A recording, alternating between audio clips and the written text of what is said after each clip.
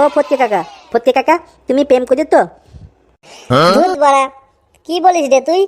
আমি যখন তোদের বয়সে ছিলাম না, তখন প্রত্যেকটা দিন একটা করে মেয়ে চেঞ্জ করে করে ঘুরতে নিয়ে যেতাম, জানিস? তোর থেকেও আমি বেশি প্রেম করেছি। তাই নাকি গো ফটকে কাকা? তাহলে তাহলে তোমার একটু প্রেমের একটু গল্প শোনাও না, যে তুমি কি করে কি প্রেম করতা, আমরা একটু শুনবো। কি মজা হবে ফটকে কাকার প্রেমের গল্প শুনবো। বলো না গো ফটকে কাকু, তোমার একটা প্রেমের গল্প। বেশ ঠিক আছে, তোরা যখন এত জোর করছিস তাহলে শোনাচ্ছি। আমি যখন তোদের মতন বয়সে ছিলাম, তখন মেয়েদেরকে কিভাবে পড়াইতাম জানিস?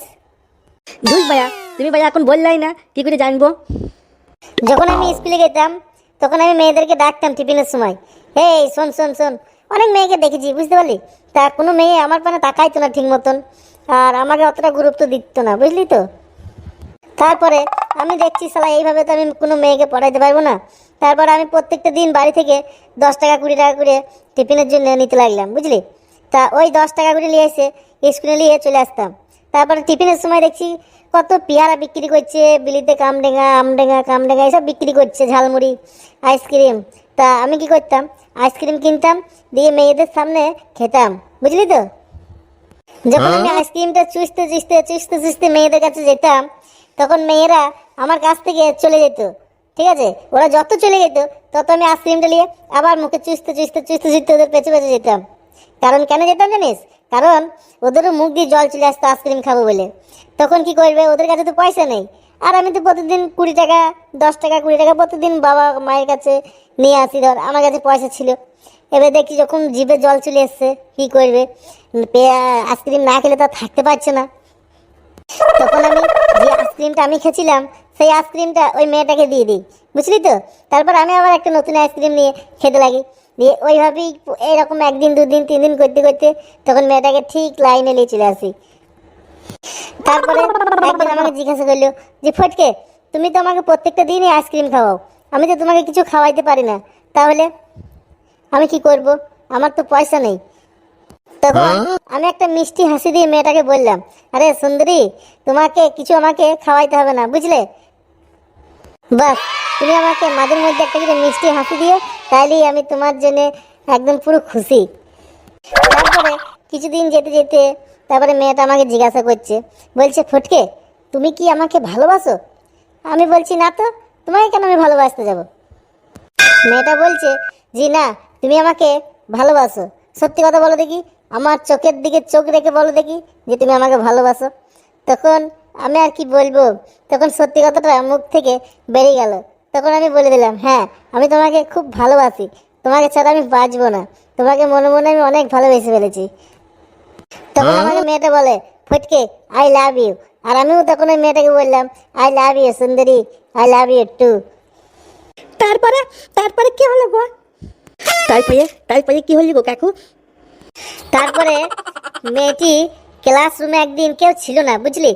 আমি আর ওই মেয়েটা, মানে টিফিনের সময় কেউ ছিল না। তা ওই মেয়েটা আমাকে কিস চাইছে, তা আমি ওই মেয়েটাকে কিস করতে চলে গেলাম, বুঝলি?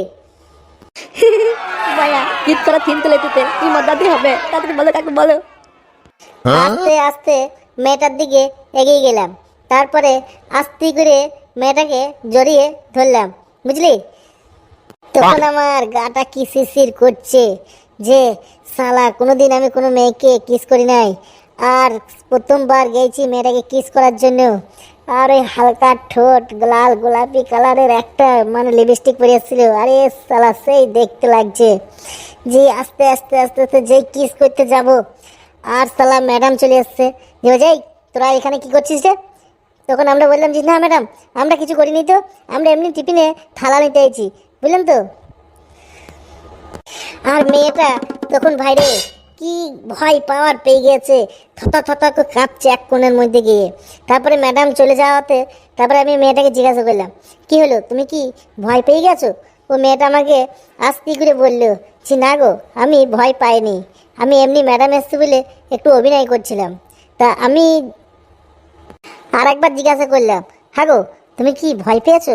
তখন বলছে, হ্যাঁ গো ফটকে, আমার খুব ভয় পেয়ে গেছি, ম্যাডাম চলে এসেছিলো তো।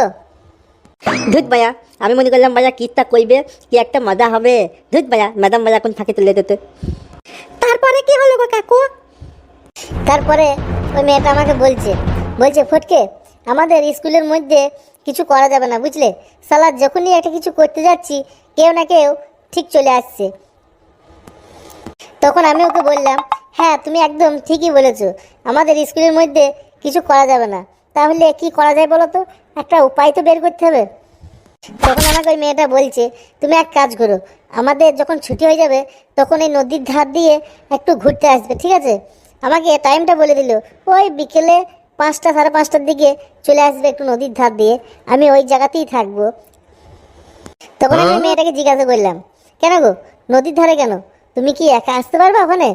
বলছে না না, আমি একা আসবো কেন, আমার সাথে তো আমার বান্ধবীরাও আসবে। আমি বলছি, ওরে সালা সালা তোর বান্ধবীদের কুলিয়ে আসবি? আমি তখন ওই মেয়েটাকে বললাম, তাহলে শোন, আমি আমার বন্ধুদেরকেও নিয়ে আসবো। তারপরে কি হলো গো কাকু? তারপরে তুমি তোমার বন্ধুগুলোকে নিয়ে গেছো লালাই? ধুত ভাইয়া, ওই মেয়েটা ভাইয়া বান্ধবীগুলোকে নিয়ে আসবে, তা তারা কাকু ভাইয়া বন্ধুগুলোকে নিয়ে যাবে না? তবে তো ভাইয়া খেলা জমবে। হ্যাঁ ফাটা, তুই একটু তুল না। তারপরে কি হলো গো কাকু?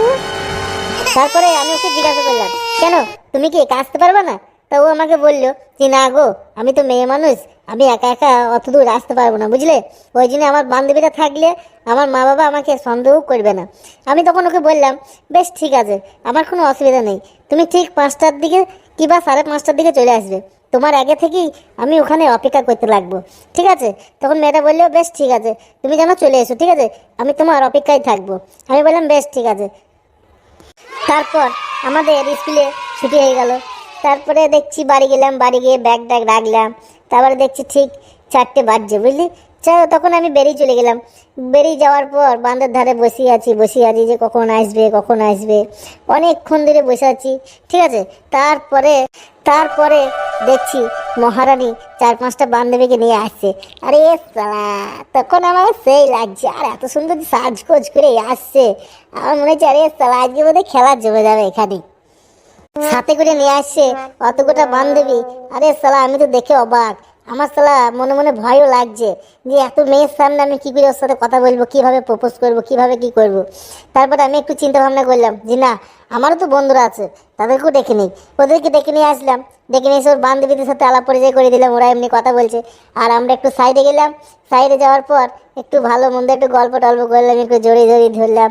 তারপরে আরে সালা কিসটা তো করলাম, কিসটা না করলে আরে সালা কিসটা করার সময় এমন একটা ফিলিং মানে মনের মধ্যে এমন একটা জাগলো, কি বলবো রে, একদম আরে সালা সেই লাগলো বুঝলি। তার মানে মানে এই বেলা মানে কিটটা হয়েছে। তাহলে তোমার কিট পাইয়া থুনে আমাদের মনে কি ক্ষতি হতে।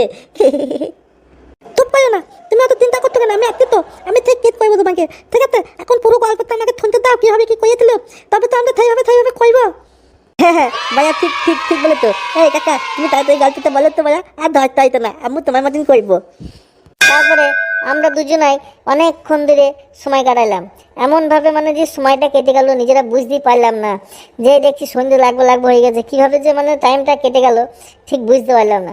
সালা অন্য সময় তো সময় কাটতেই চায় না, আর সালা যখন একটা মেয়েকে নিয়ে যখন একটা প্রেম করতে লেগেছি না, তখন এমনভাবে সময়টা পার হয়ে গেল বুঝতেই পারলাম না। তারপর মেয়েটা আমাকে বললো যে ফটকে, এবার তুমি আমাকে ছেড়ে দাও বুঝলে, এবার আমাকে বাড়ি যেতে হবে, কারণ অনেক সন্ধ্যে লাগবো হয়ে গেছে। এতক্ষণ অবধি আমি কোনো সময় বাইরে থাকি না বুঝলে তো, এরপরে যদি আরও লেট হয়ে যায় না, আমার বাড়ির লোকে আমাকে সন্দেহ করবে আর আমাকে খুব মারবে বুঝলে। তারপরে আমি ওকে বললাম, বেশ ঠিক আছে যাও তবে। তখন এমন একটা মানে মুড চলছিল না, এমন একটা মানে অবস্থা হয়ে গেছে আমার, তখন মনে হচ্ছে না যে তোমাকে বলি যে বাড়ি যাও, আমার মনে হচ্ছে তুমি আমার সাথে সারা জীবন থেকে যাও। কি করব, কত কষ্ট আর পাচ্ছি না, চোখ দিয়ে জল বেরিয়ে গেল।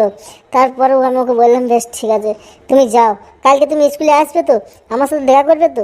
তখন মেয়েটা আমাকে বললো, হ্যাঁ গো ফটকে, আমি কালকে স্কুলে আসবো আর তোমার সাথে দেখা করবো, আজকে তবে যাই, জান আই লাভ ইউ। আমি বললাম, বেশ ঠিক আছে জান, যাও তাহলে, আই লাভ ইউ টু সোনা।